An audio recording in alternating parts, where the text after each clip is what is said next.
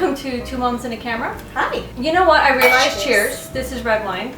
This is Nikki. Hello. You introduced me as Rochelle last time. I did. But then you called me Shelly throughout. So we're sisters. I'm gonna do things like that. My family called me Shelly, and so probably that might be easier. Same thing with me. I'm Nicola, but my family call me Nikki. So we're just gonna go with Nikki and Shelly. And we're drinking red wine. Yes, cheers. we are. Cheers it's a beautiful day. It is beautiful. And we were talking when we talked about doing these videos about our kids being millennials, which I personally find hard to say. And I really didn't know what that meant. And then you were saying, Nikki, that they were maybe Generation Ys, but I didn't know what all this meant. So I did a little bit of research. I mean, I didn't do intensive research.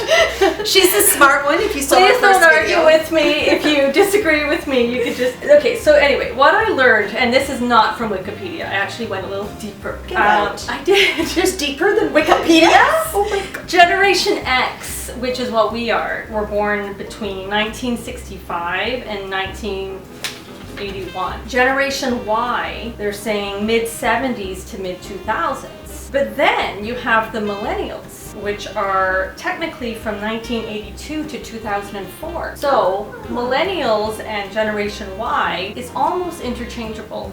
And I think it's a master plan to keep the parents feeling stupid, which is why they yeah, it's working, right? So millennials is probably more used now than Generation Y. So for the purpose of this, we're just going to go with millennials. Now, Nikki thinks she's pretty hip. Like, do you think you know?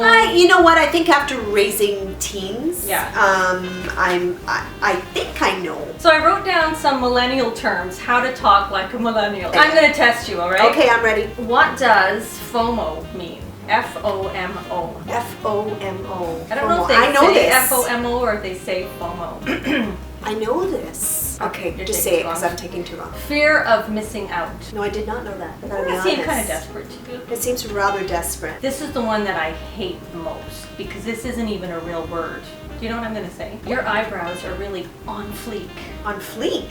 You've not heard that I before? have not. Fleek. Okay, now I feel... Fleek. Okay, thanks for making me feel totally not Fleek cool. is a made-up word. Fleek didn't exist until somebody commented on their eyebrows being on fleek. So then everybody F-L-E-E-K, on fleek. So now everybody uses it as meaning perfect. Your outfit is on fleek, that's really on fleek. But fleek isn't a real word. So they're making up their own words now. Like, what have we done to our children that they think? Generation feels that they can make up their own words. They're so awesome, they can just make up words. I mean, we had terms, but they always were real words, but maybe we kind of use them for something a little bit different. But on fleek, now fleek sounds like fleet, and a fleet could be like a... Fleet of ships? Did you say ships? Fleet of birds? No, it's not a fleet of birds. I was thinking like a fleet of transport trucks, or like a fleet enema. So when I hear on fleek, I think of that. Okay.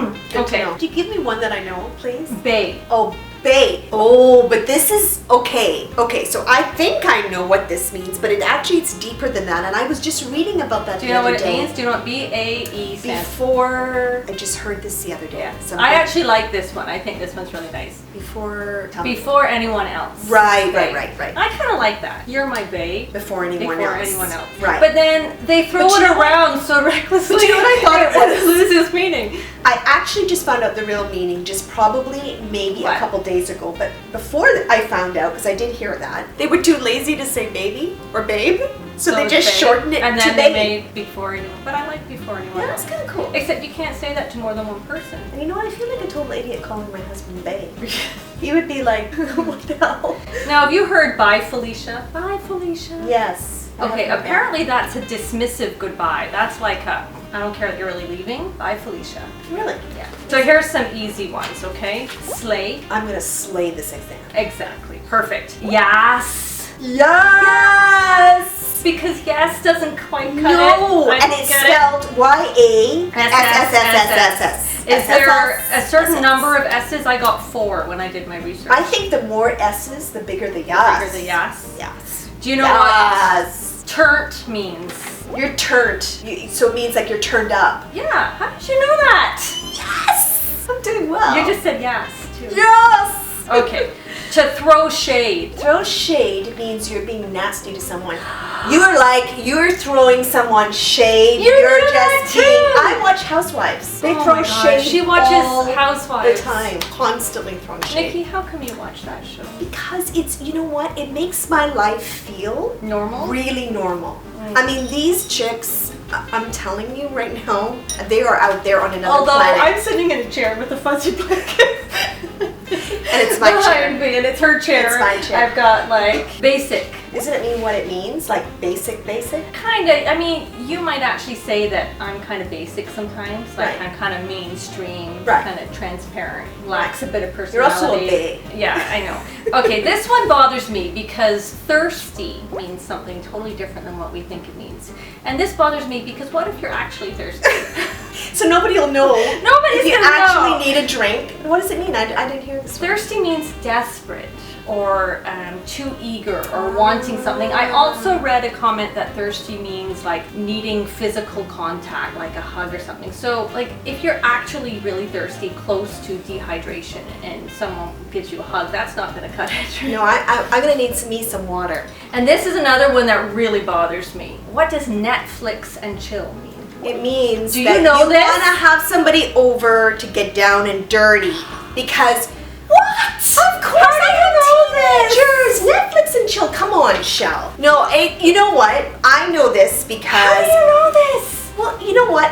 Okay. Okay, Don't act all high and mighty because you were Netflix and chilling in your day. Yeah, but it was called When Come you Over to My asked- Parents' Basement. That's Right, to watch semi-finished, movies? a little bit damp and musty. Right. To Right. watch And you had movies. this little tiny, huge TV in the corner of the basement, and you had these yucky couches VCR with lots of blankets. Lots of blankets. And a lot of stuff went down there.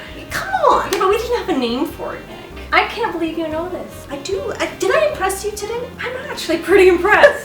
The rest aren't very exciting. TBT, Ellen, Throwback Thursday. Oh, yeah. Yeah, Man Crush Monday, that kind of Right, thing. yes. That's all I got. Yes. But this was very enlightening because I think you actually are Pretty cooler well. than I thought you were. I'm not cool at all, right?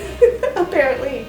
But maybe my kids aren't cool. Or maybe they're just not at that stage yet. Yeah. Can you say Netflix and chilling like a verb? Well, you could say if a friend calls, you could say, well, we're Netflix and chilling. Sure. But Netflix and chill is like the saying this generation. Anyway, we hope you enjoyed this. If you enjoy what we have to say and want to be part of the conversation, please subscribe and let us know what you think of our videos. We'd love that. Thanks. Okay. See ya. Cheers. Cheers. Bye.